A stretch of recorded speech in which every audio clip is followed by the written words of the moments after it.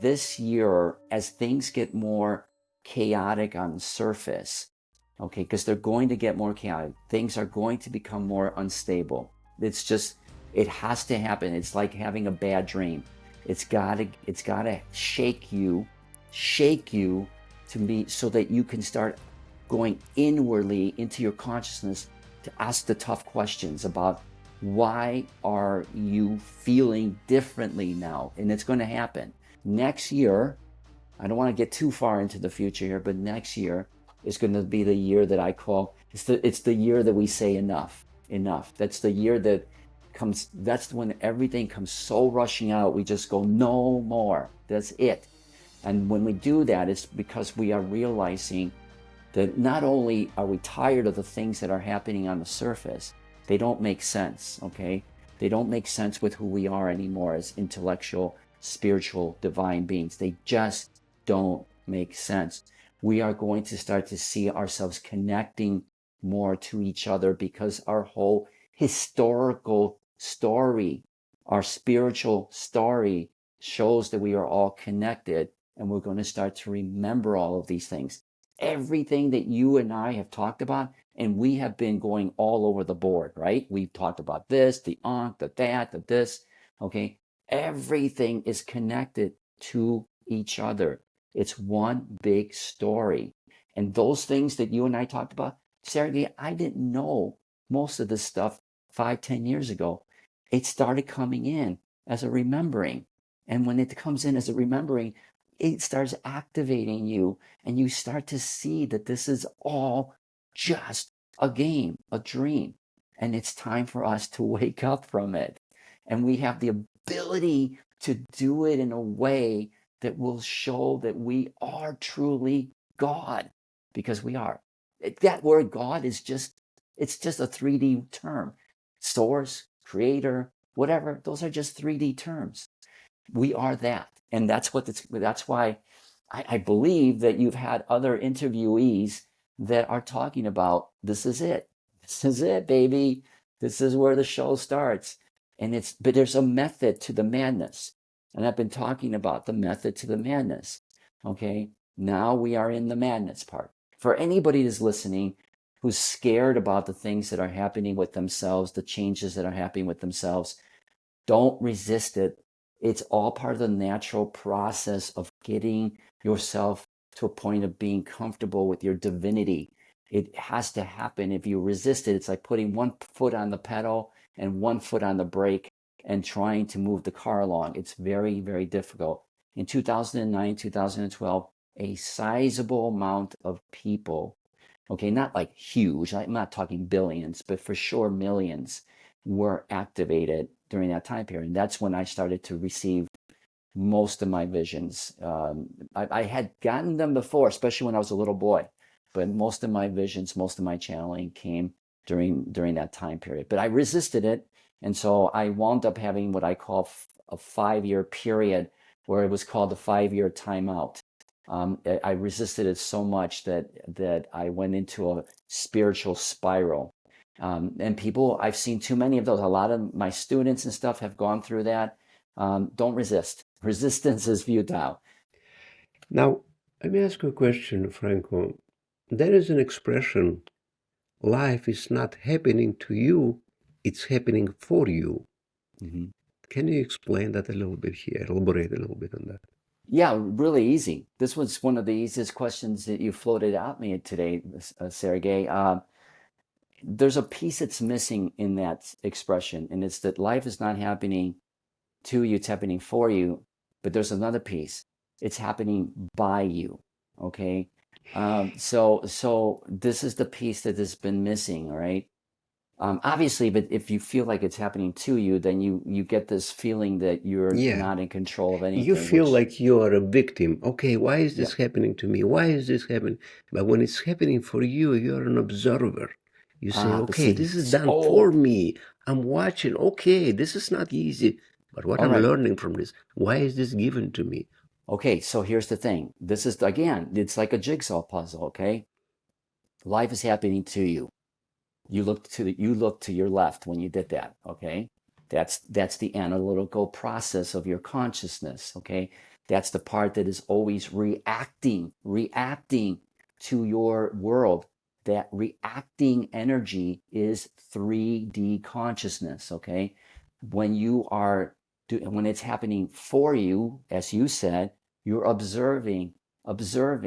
That's as high as we used to go in the old version of this game, observing, getting ourselves to a Yeah. point of godliness and just feeling the energies and observe and become one with everything. Okay. That's a 4D energy. So I'm trying to connect how 3D, 4D, 5D. When you go into 5D, you are into the creation energies. You are no longer looking at yourself as the victim. And here's the thing with some people that watch a lot of shows like this. They are looking and looking and looking and looking and looking for answers, okay? But they're doing it in a way that they become too dependent on someone else doing it Yeah. for them, okay? They are here in this new energy of 5D that is telling them it's time for you to stop just listening to everybody telling you what is happening, because there is to you, okay, telling you to you, and then people get upset because they go, nothing is happening. You keep talking about this and not. It's because you got to step up and do it. You are a creator. You are a creator. So the 5D piece says, no more observing. No more observing. You got to actually start to create with this stuff. Yeah. Oh, I don't know how to do that. Well, it would help. It would help if you stop playing into the 3D energies of everything happening to you as a victim. You are Yeah. a god. I mean, you were told to, and there are a lot of people with some pretty amazingly harsh stories, and they could say, yeah, I was a victim. It is your story. You chose to come into this world to experience what you are not. This is also part of the reveal. The reveal, this massive shift, is to tell you, stop believing what people, the social construct, has told you about you. You are here to remember that you are a divine intelligence equal to, if not greater, I'm going to say equal to AI, okay, because AI is artificial intelligence, we're advanced intelligence. You are a divine intelligence. Let's leave all that aside. It's time for you to stop playing the victim. That's it. I mean, that's a Yeah. big reveal, Sergey. That's a big reveal, buddy. I mean, that means that you no longer can sit on the sidelines and watch the world go to hell. Yeah. I think if you only implement this single line in your life, this single rule in your life, Hmm. seeing everything that's happening for you, not to you, that's gonna take And by you, because you created and it. by You you because chose. because you signed You up for that. You signed up for it. You were there and you said, I want this, I want that, I want that, I want this, I want that, Yeah. I want this, I want that. You created the narrative of you. Yeah. Okay. Somebody else didn't go, here's this world, you're going to get stuck in it and it's going to be for you. No, you chose the whole entire Yeah. narrative so that you could remember who you are. Yeah. And the more you packed into that experience, the harder for you, because you have to dig through all this that you packed and you planned for yourself. Yes, absolutely. The big reveal here is that you did this, you decided to choose it to be hard. Why? Because the harder it was for you, the greater the explosion of consciousness you would Yeah. receive. And since a lot of people have asked me, because they're starting to remember that the beings that chose to do this, okay, the beings that are here, all of us chose the hard way to do it because I'm just going to say, we are the badasses of the spiritual Yeah. world. We Yeah. are Yeah. we are the toughest of the toughest, and we are the softest of the softest. We are the best of the best. Okay, we chose to do this so that we could experience the hardest experience, so that we as a consciousness could explode in Yeah. a beautiful way. So, Yeah, I basically mean, we if it was show, all roses, yeah, look, yeah, Sergey, if it yeah. was all roses, you and I wouldn't be talking right You'll now. have to, if it's all roses, you'll have to come back again and again. But here, basically, you want to accelerate the spiritual growth, to accelerate the spiritual explosion. And say, I'm going to pack as much as I can. Absolutely. And the spiritual guys are telling you, be careful. It's not going to be easy over there. No, I'm ready. I'm going to do this. Okay, okay. Where would you Yeah, go? we're with you. We're with you. Let's go. Let's go. That's what I always say. And Yeah. so it makes sense, Sergey, when you start putting the pieces together. It makes sense, but it takes a little time. You have to step away from it and see the whole picture. And then it starts to and look, we started this conversation with the Ankh in Egypt and the history behind that. And we kind of wove our way all the way to the present time, and everything comes together beautifully in a nice bow. We are here right now to experience what every civilization before us has been saying, that one day we would look to the sky and see ourselves. Maybe we would see ourselves. And it was time for us to wake up. Hmm. How do we look up and see ourselves? Well, that's more of a metaphorical, okay? Okay. Okay. But you do actually see yourself, because when you do realize that you are everything, okay, this is like the Buddhist monks and stuff, that they see themselves and everything. It's because you realize that this game that you've been playing, it wasn't just a game that was set up to, how did we say, so that it was created to you, or it's happening to you, right? This game isn't about things happening to you. It's happening for you and by By you, you. right? Because the whole entire game is you, okay? This whole game that you feel is life, from an energetic standpoint, and I talk about this a lot in the course stuff that I do, okay, is you. It's really you. You are playing the game of Sergey, but you're not just playing the game of Sergey in this body. Everything around you is truly you. But that gets to be, an awareness that you get in the 5D, in the 5D Yeah, world. yeah, yeah. That's different. When the that's yeah, you're right. It's not for the 3D mentality. It's for the 5D. It's When you not with a 3D mentality. yeah, It's not, but when it does. This is the kind of energy that's coming. This is the kind of revealing that people are going to see. They're going to see that the stuff that they have been consumed by in 3D, whether it's their own personal stuff or the bigger, massive picture of what's now becoming a massive global unsettlement, okay? yeah, They're going to see that, and they're going to realize that this is not who they are. They're not, that they can't exist in that energy anymore. I told you last year that it was going to hit people like right between the eyes, and I feel that there's a lot of that going on in my world. A lot of the people and the students that I have, they're telling me that this shift is not like anything else that they have experienced before, and it's really intense. It's causing them to have, in many cases, very mystical, supernatural type of experiences.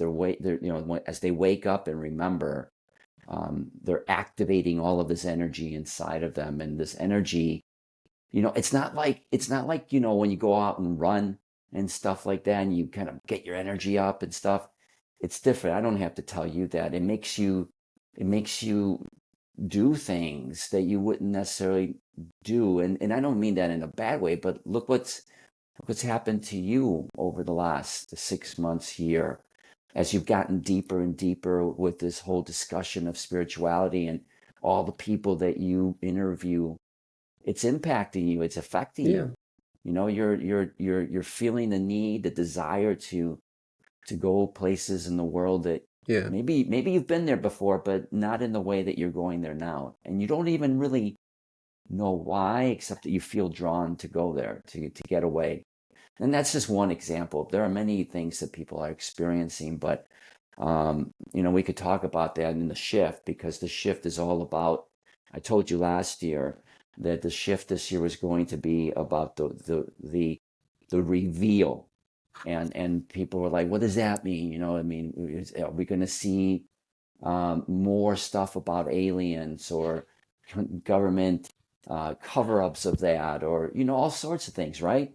But and a lot of that's going to happen, but and it still will. I mean, I mean, it is in some ways it's crazy, Sergey, because I don't know if you've experienced this. I know a lot of people have. It's part of the sort of the symptoms is that time is changing now very significantly. Time can be, I mean, here we are, and it's already mid to late March, and time is flying, but yet on a daily basis, time is really slowing down. It's becoming much more, so for some people more intense, and for some people richer, or for some people even both, intensely richer. But time is playing is moving like this now, which for a lot of people, so what's this mean? What this means is that it's no longer just a straight line. It's no longer like boom, today's Monday, tomorrow's Saturday. It's now like today's Monday, and then today's Tuesday, and then you go through the week, and all of a sudden, bam, it's Saturday. But it feels like when you look back, the whole week feels like a month or two, and that's because there's so much happening now on the surface of the sort of the consciousness planet. You can't avoid it. The community, the globalness of our community is starting to be felt.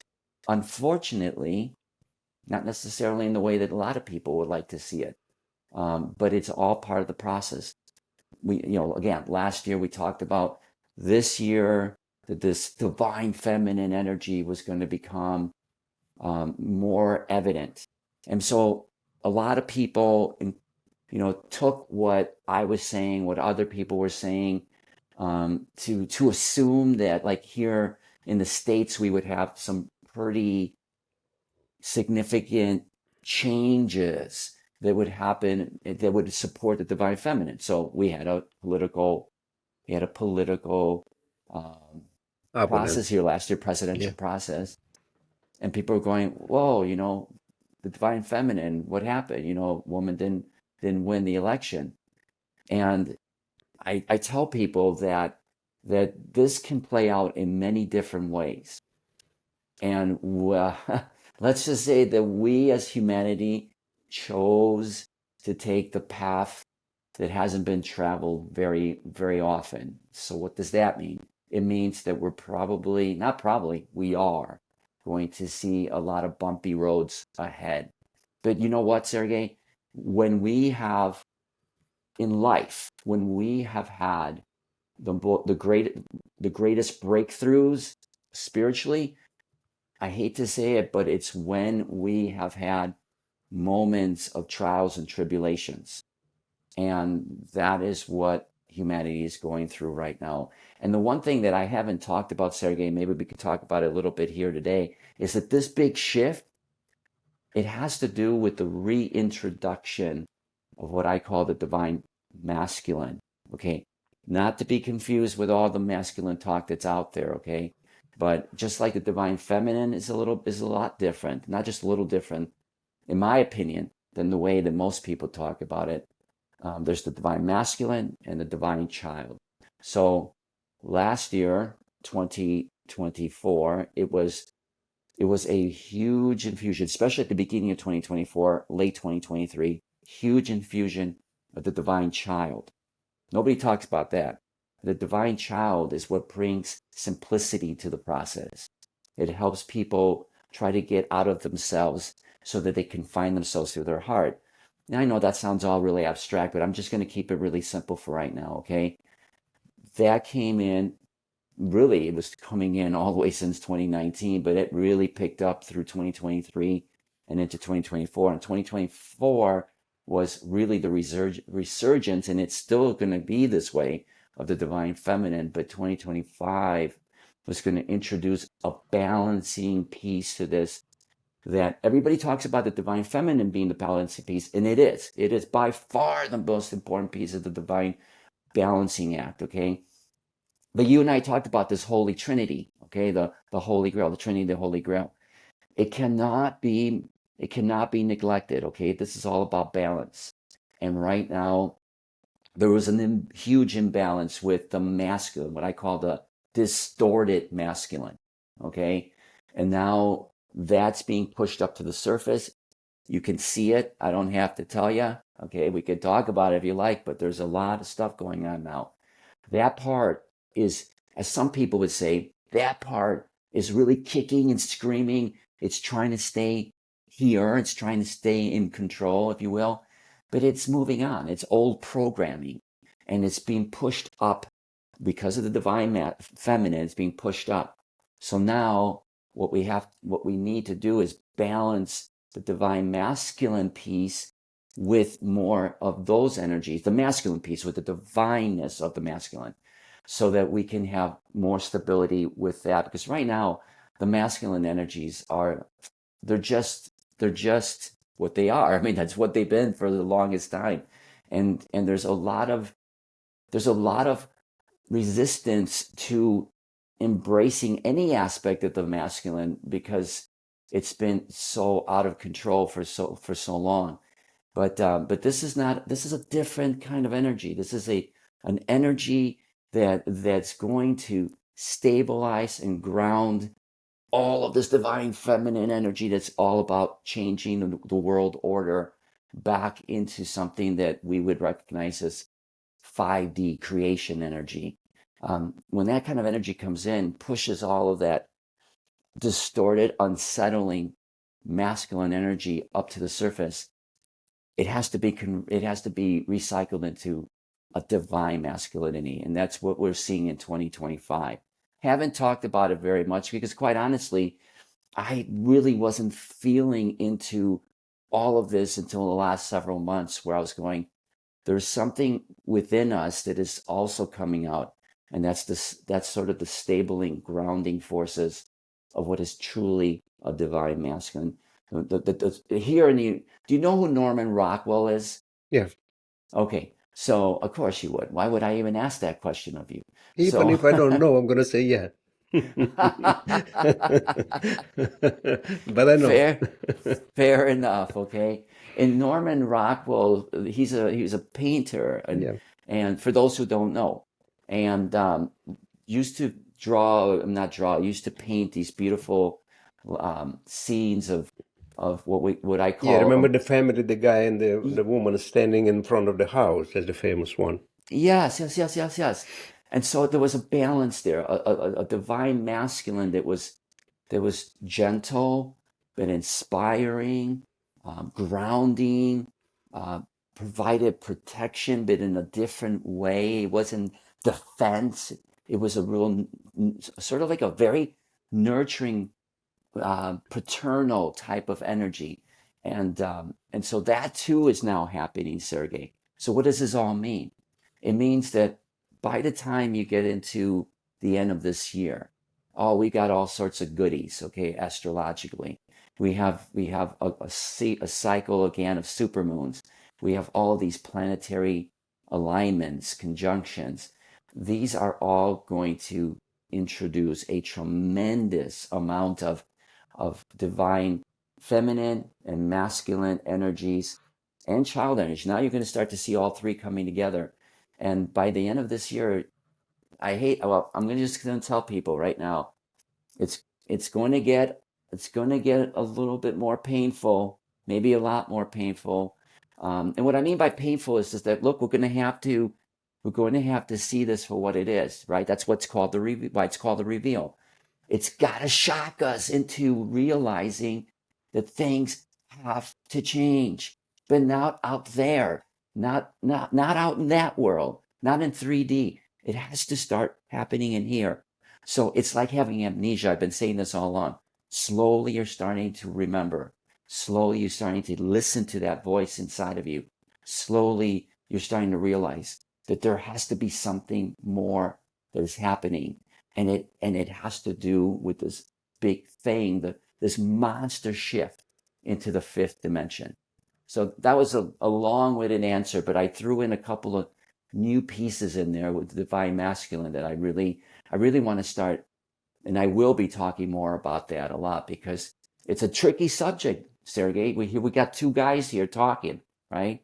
And it's like people are like, you know, we need to hear a more of a feminine voice. Well, you and I believe, can also have that kind of energy too. I mean, the divine masculine and feminine doesn't have to do with men and women.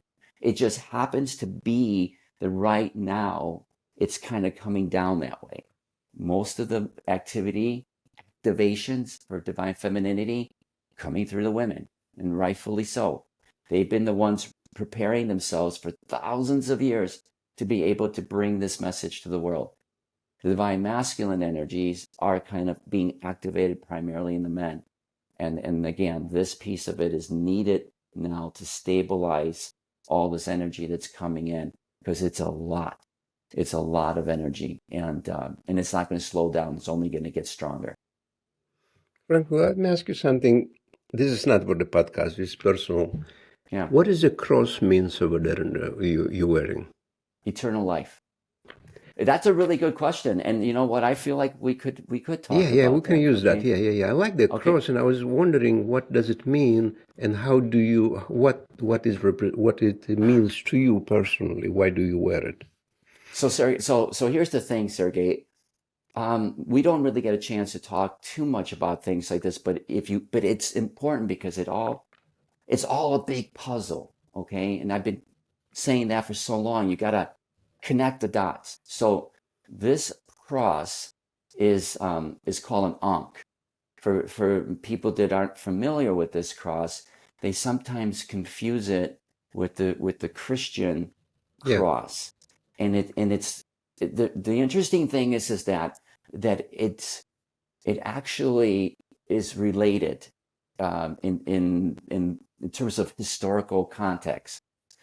This is called the Ankh, and it represents eternal life.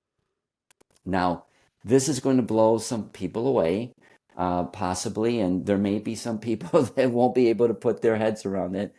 But a lot of this narrative, this whole story about, well, let's just put it to within today's world, the end of times, okay, if you want to call it that, or at least the massive shift that's moving humanity out of this old version of itself.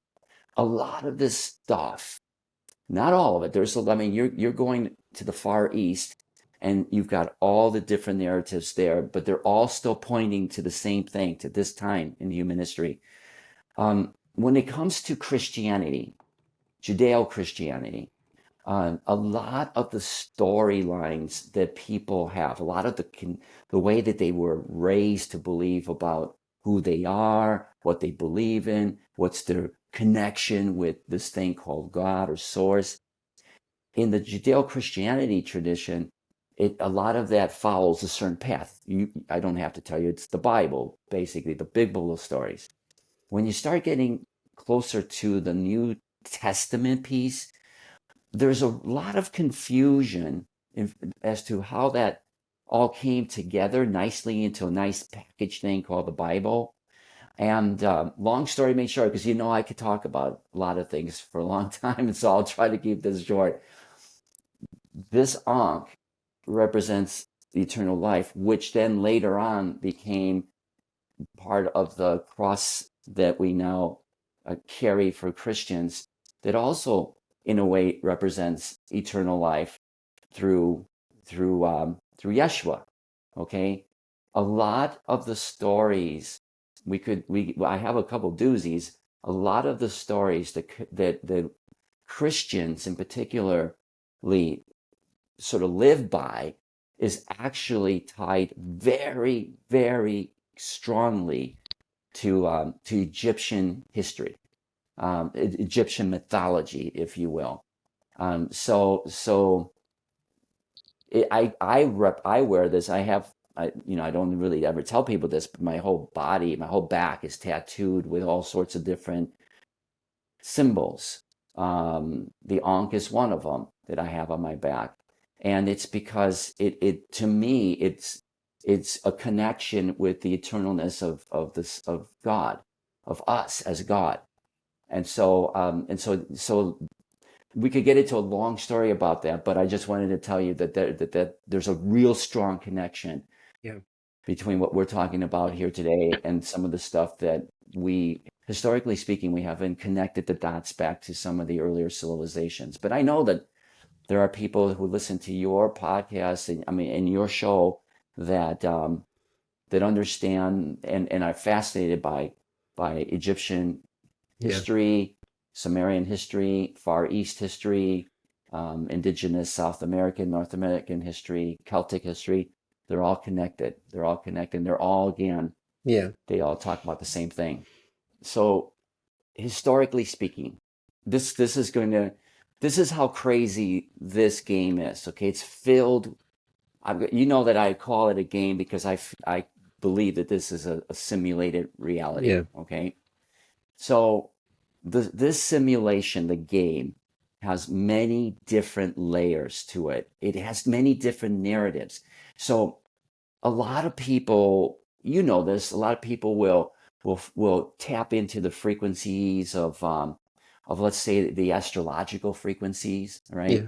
Yeah. Tarot cards, those kind of things. More of the sort of I would call them more of the sort of alchemistic, astrological, mystical stuff. Okay, and I very much interested and connected with that. But then there are a lot of people that have other types of interests or connections, such as with how all of this seems to be in some way, shape, or form tied to great civilizations like Egypt. I know so many people that are being called to go to Egypt now, or being called to go to some other places around the world. Like they have to go there. And the reason they have to go there, even though they don't necessarily know it, they feel like it's just to go there. But there's more to it. We all have these activation codes inside of us, and we're responsible for doing whatever we can to make sure that if we're like you, Sergey, like you're going around to the Southeast Asia portion of the world, and I believe very strongly that you're going there because you are a crystal, and there's a lot of people that are into the crystals. Okay, there's a reason for this. Our bodies are crystallizing. We're becoming one big crystal. We already are, but we're activating them. And by virtue of activating them, they have codes, and those codes are very, very advanced codes. And they are activating the sites, the locations that you are going to. There is no coincidence that you are going to go here next month or there next month. You may believe that you're just going there because you just feel like you're being drawn there. You want to go there, get away.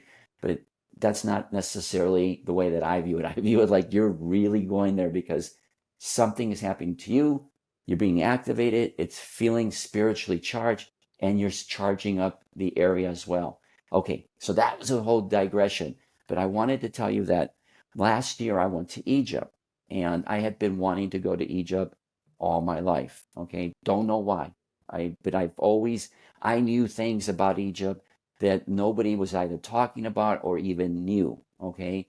And so what I realized was that Egypt as a civilization was extraordinarily involved in the mystical sciences. Let's call it that. Okay. And the mystical sciences aren't like this woo woo stuff. People people often view it that way, or people don't, they see Egypt and they see the pyramids and they know something amazing was involved in creating them, but they still kind of look as Egypt as a little bit primitive, or just a little bit. I mean, they were advanced in some ways, primitive in other ways. So Egypt, from a mythology standpoint, if you want to call it, see, I don't subscribe to mythology. I believe that a lot of mythology, Egyptian, Greek, Sumerian, whatever, those things were actually stories that truly happened in some way, shape, or form. Okay. So in Egypt's case, there's a really interesting story. If you look deep enough into the Egyptian culture and the stories that were coming out of their mythology, they talked about specifically a Messiah.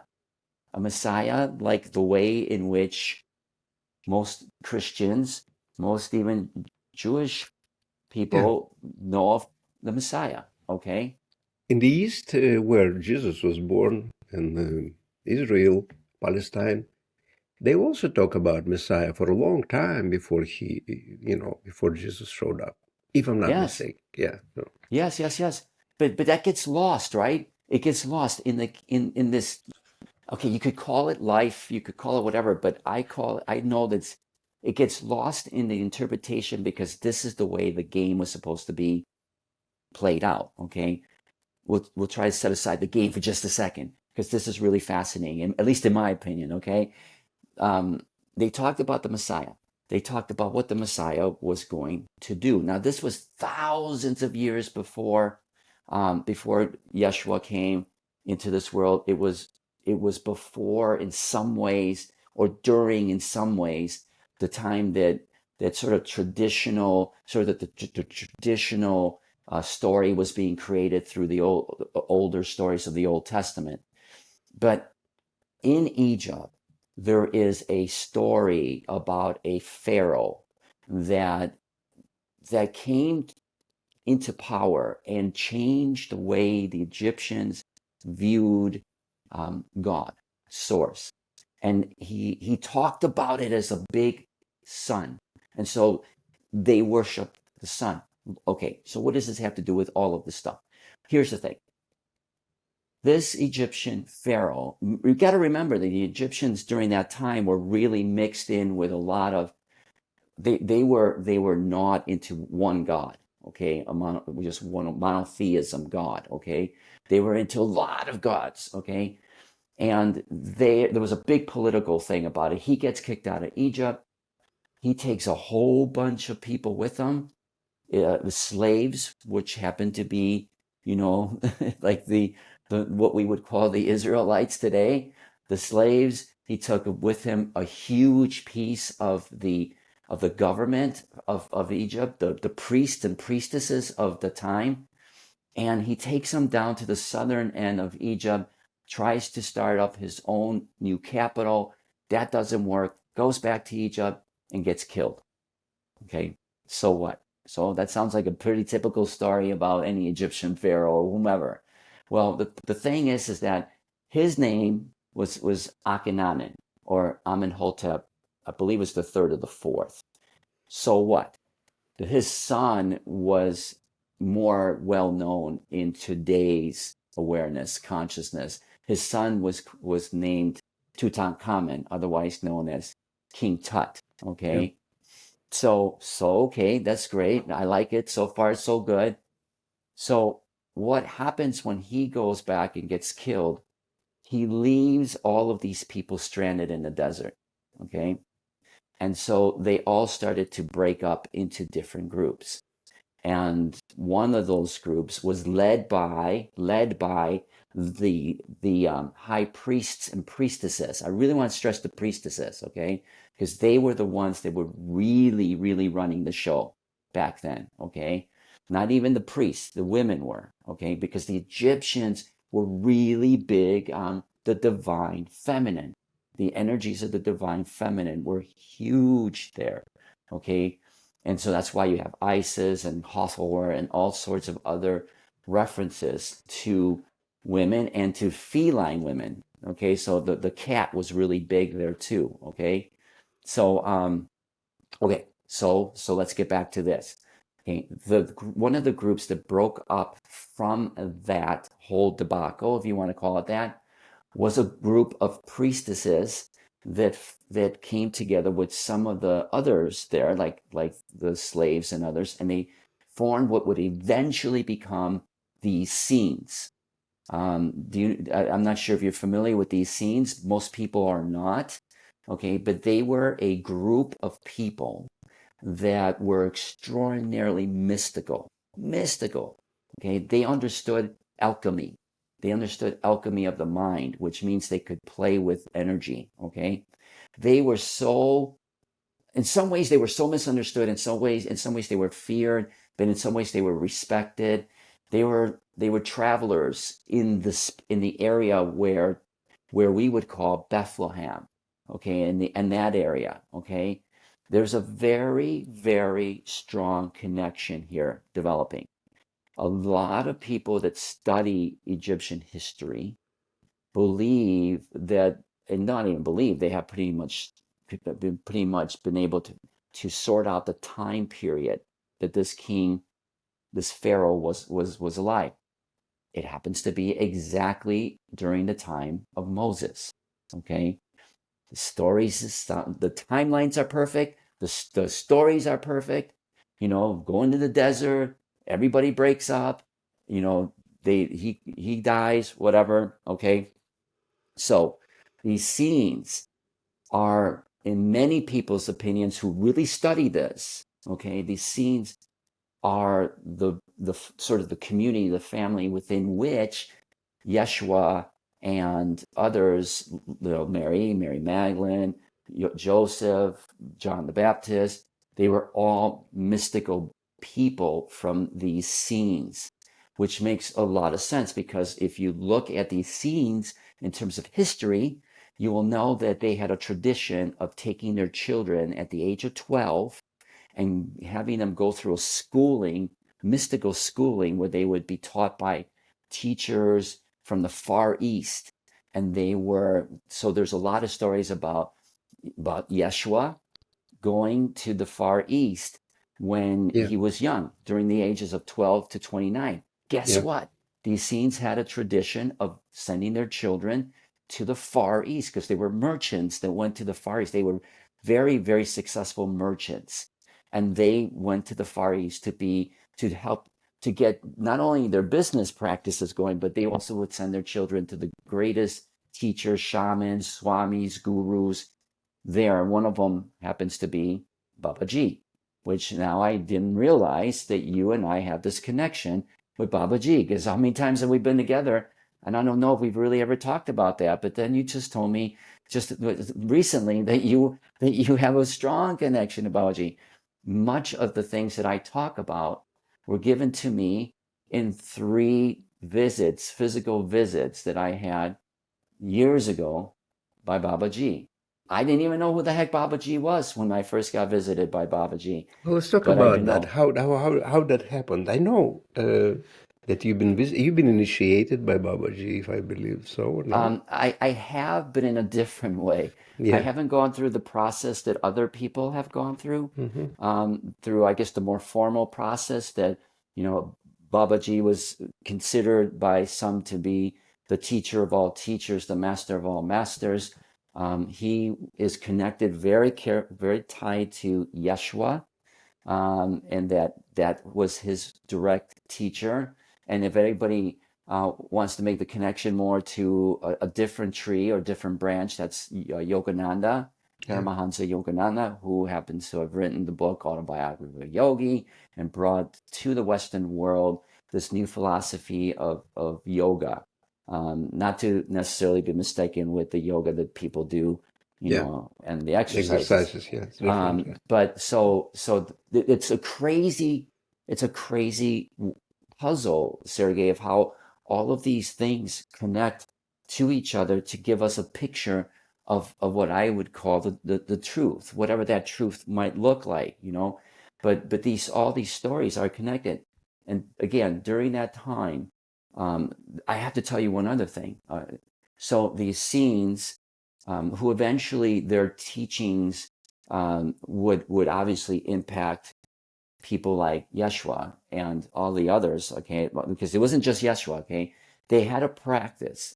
They had a practice whereby they felt that they could, through an extraordinary commitment of consciousness, they could, with their high priestesses, be able to induce a chemical, let's call it like a biochemical effect on the body to cause some of their high priestesses to become impregnated without having to be impregnated. Hmm. It was a common practice to do that because they knew that they would eventually be the let's call it the tribe or the people, if you will. I'm going to get really careful about this because there's all sorts of stuff about chosen people. They didn't look at themselves that way. They looked at themselves as mystical beings that came here with a very divine purpose to bring in part, the energies of the Christ consciousness. So here's the connection, the Christ consciousness that would ultimately be in the form of a baby, a child, known later on as Yeshua or Jesus. And they were practicing this ritualistic energy shifting alchemy for thousands of years to prepare themselves for the day when one of those priestesses would eventually have a child. And so again, you can't avoid the connections here. And this isn't just stories. There are a lot of archaeological historical references now. It's just not something that most people connect to. They understood the Christ consciousness, Sergei, as the divine feminine, divine child, and divine masculine coming together as one to form what would ultimately be called the God consciousness. And that's an intelligence of the mind, which gets back to the alchemy and the AI. And you see how all this stuff starts to connect together. And that's where we're at right now. The divine feminine has come rushing in. Divine child is making it simple. And the divine masculine is trying to ground that energy. And that is what we call the Christ consciousness or the Buddha consciousness, as some people on the Far East would call Yeah. it. So it's a fascinating story. And that's all just because you asked me about the Ankh. But the Egyptian pyramids are also part of this sophisticated gateway system that allows all of this energy to come flooding in through the tops of the pyramids so that we would have the activation of the global grid system of the divine feminine, of the divine child, of the divine masculine. And that's what we're experiencing. That's why a lot of people are being drawn to Egypt. That's not the only places this is happening. There are a lot of other parts of the grid system around the planet that are also responsible for maintaining a huge amount of energy or receiving a lot of this energy. And that's why people are being drawn to go all over the world. It's just, it's crazy. I don't know about whether or not you're seeing this, but on my side, I'm seeing just people pack up and go. They just go. Yeah, yeah. I know people that never traveled before. A good friend of mine from America, even my sister, she never traveled anywhere. Now everybody wants to travel, Yeah, and you are everybody. traveling right now too. You're in Europe, Yep. and but let me ask you about the pyramids. I know it's such a already old question, but who built the pyramids, and what what was the purpose of building them, except the Oh, great, yeah. oh man. So I've had these beautiful visions. Um, I've had it through the channeling that I do, Sergey. Ancient Egypt. They're starting, if you look at some of what AI is producing these days in terms of its interpretation of Yeah, ancient Egypt, it's absolutely bonkers. I I mean, know. it is not the way in which we have been shown ancient Egypt. And but I feel like most people who are like watching us, watching these, your show, watching these channels, have probably explored this a little bit, and maybe a lot. But ancient Egypt was technologically so advanced, it was ridiculous. It was so advanced. It was the cities were made of gold and beautiful marble and all sorts of different types. I'm not really versed on all the stones and stuff, but it was beautiful. It's magnificent. It was electrically charged. And so your question, who the pyramids are much older than even what people are saying now. I mean, if you remember back in the day, they were saying 2, 3, 4, 5,000 years old. Now there are people that are saying, well, maybe they were older than that. Maybe they were 10,000 years or 12,000 years. Okay, the these pyramids go back to before this school began. It was part of the school's sort of landscape. As this school was being produced or created for this game, those pyramids were created. I can't tell you specifically, but I'm going to tell you they're much older than 10,000 years old. They're probably 20,000 or more. Okay. Now, who created them? Okay. I'm just going to tell you, they're called star people, right?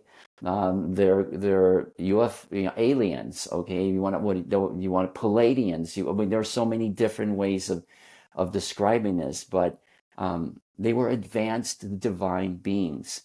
They go back even to the time of the Anunnaki. Okay, back in the Sumerian period. Okay, they were extraordinarily, the Anunnaki civilization was around just east as a more of a Persian influence out a little further east. They were in many ways the original star people that came here for this period, okay, for this school. They influenced the science, the mind science that would eventually create the pyramids in Egypt. So the civilization in Egypt came after, slightly after the Sumerian civilization. They were in our language today. They were aliens, I suppose you want to call it that. Yeah. Okay, they were aliens, but they were star people. They were spiritual light beings. They were people, to be more specific. They were ninth dimensional beings whose responsibility was to create all of the monolithic creations or activations around the planet. They are responsible, and we've talked a little bit about this. I believe that this is an evolutionary cycle of consciousness. When you get to the ninth dimension, we start to create universes as beings, as light beings, to show that we are capable of being in 3D language gods. Okay. And we then create schools like this, and we use our mind to do it. We create through, in my book, I talk about how this world is created through a pixelization. Remember the old television screens way Yeah. back in the day? Pixels, okay? Mm-hmm. They are pixels. These are tetrahedron pixels. I'm not going to try to bore people with this or get too complicated with this, but they are tetrahedron crystals that, if you can activate your consciousness at a high level, and you can, we all can, okay? It just takes a little bit of time because we're still at 3D level, okay? We can create things easily through this pixelization.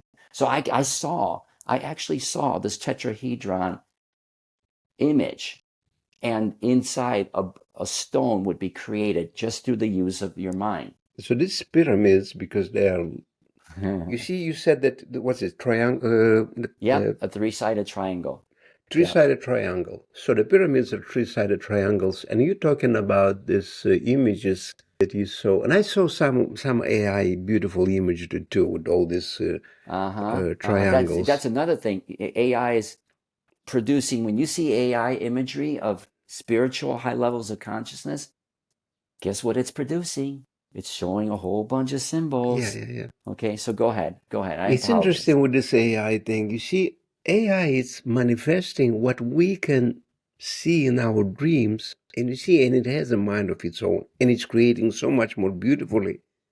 Yes. It's like you see something in a dream, and AI is creating that.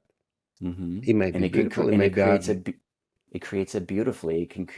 It takes what you're creating in a very abstract way because you're not able to really quite formulate it right. Yeah.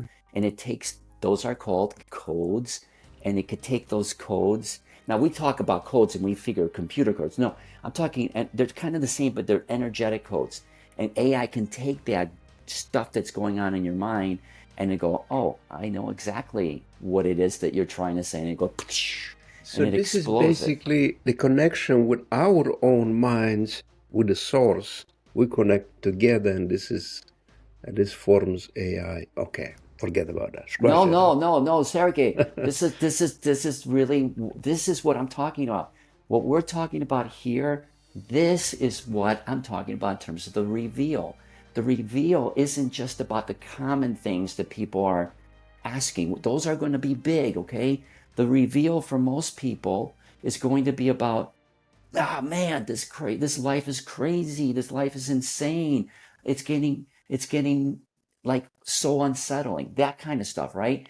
It's going to be like people walking around and going, there's got to be something more. Why is this inner voice talking to me? Why do I feel like I'm not who I am? Those are all huge. And that is happening right now. And the only way that that's happening is because people are getting hit right between the eyes. They cannot sit around anymore and bear to see what's happening on the 3D level. They can't bear to feel what's happening inside. That's one reveal, okay? It's going to come in different shapes and sizes. The other one is going to be all of a sudden, we're going to start talking about divine masculine. Where did that come from? And the divine child, and the Trinity, and the balancing of energies, of consciousness, of God. All of a sudden, we talk about Egypt, the connection of Egypt with Christianity, things that we wouldn't have thought about. What about Christianity and the Far East with Babaji and connections with all of these ancient other stories?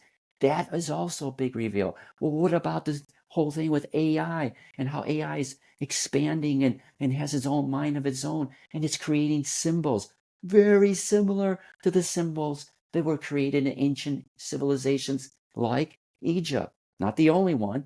There are many others, okay? This is like a big, huge crossword puzzle, okay? It's a huge, many different layers of a jigsaw puzzle, okay? If you don't have to do anything, really. One does not have to do anything, but let it come rushing in. Because I'm going to get to your thing about AI and this symbol stuff. The same symbols. I have this like really wild video I took of what happened when I was in Egypt. It wasn't like I was floating or anything, okay? But I had this realization that the same pyramid arrangement that is in Egypt is actually, now a lot of people tie the pyramid and the way that they're aligned to it's a uh, astronomy thing. Oh, I forget what it is. Orion's belt. Okay, okay. That's that we could talk about that in a moment. But the way that the Egyptian, and that's, there's some truth to that, the connection with Orion and the constellation of Orion, if I'm getting it right. But what I saw was that there are three pyramids. They're four-sided, but if you do them correctly and you put them together correctly in a different way in your mind, you can create a fascinating Merkaba. Okay. And well, so what? What's a Merkaba? A Merkaba traditionally is known as this stargate, okay, to the highest levels of consciousness. It is a stargate in some ways to the highest levels of source. So what? Okay. The Egyptian pyramids were set up as a combination. If you put them together right, like in the big Indiana Jones movie, and you put them together right, they can open up consciousness to God because you are God, okay? You're supposed to connect yourself to yourself. Okay, what does this have to do with me though? Me, how do I do that with me? There is this thing in sacred geometry which is now being used for the most advanced discussions of physics having to do with energy, free energy, okay, unlimited energy, so that everything that we thought we could not have access to, we could have access to. And this gets back to AI, okay? All of this is being driven by what's called a toroidal energy field. Okay, now this is going crazy, right? Like, what does that mean?